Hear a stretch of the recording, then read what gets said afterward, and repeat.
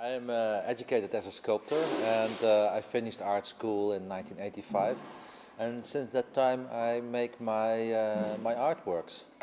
And actually right from the beginning onwards my work always had a kind of a function or relation to a function, was about a function. So for me to make art with a kind of usefulness is very normal and part as for my practice. It's not that I'm a designer making art, but I am an artist that makes not design, but something that could be used. Back at that time, the work was much more about the position of art by making functional objects or creating mini worlds. Nowadays, my position towards the body and the more abstract parts of sculpture is more interesting to me.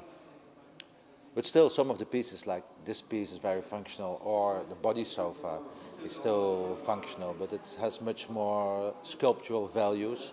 And actually what I do, I make an object, I make a sculpture, and with a very simple action I change it to a functional object by putting a pillow inside or installing a lampshade. So that's the difference. I work much more intuitively at this moment than before. Yes, we have a lot of everything, a lot of exhibitions, a lot of commissions, also some more architectural and design commissions, and they all are very interesting to me and challenging, so we always try to make something out of it. Yeah, well, especially for the artworks, I design and create and many times fabricate them myself. And other things, I'm always very much involved in the design and production as well. But we work in a team, but well, yeah, nothing leaves the studio without my approval, you could say, or something. I really believe it should be good and special. The material I use the most is fiberglass, which is this material, which is very strong and durable, and you have a lot of freedom in making the shapes and forms. Strong, durable, yes. Fantastic material, beautiful colors. I've been using this material for a long time, yes. It's my favorite material, you could say. But I also do a lot of things with steel, with foam, and lately I work a lot with Japanese rice paper. I really love it as well. It's much more fragile, but it's also very strong and has a very nice, natural, almost skin-like quality. Because the sculptures I'm making now, at this moment, they are much more detailed and much more fine. So I needed a material which was thinner and had a finer appearance.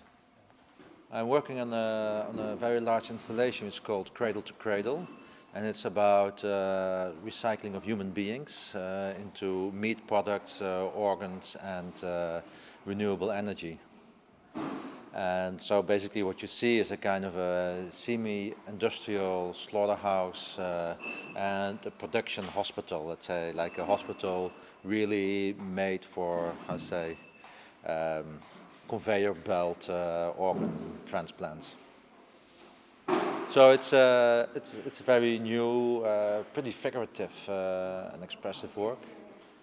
On the other hand, I'm making a lot of kind of sculpture furniture pieces which are very much based on the human body, or imprints of the human body, or casts of shapes that remind of the human body, and then change it to a sofa or a table or a lamp.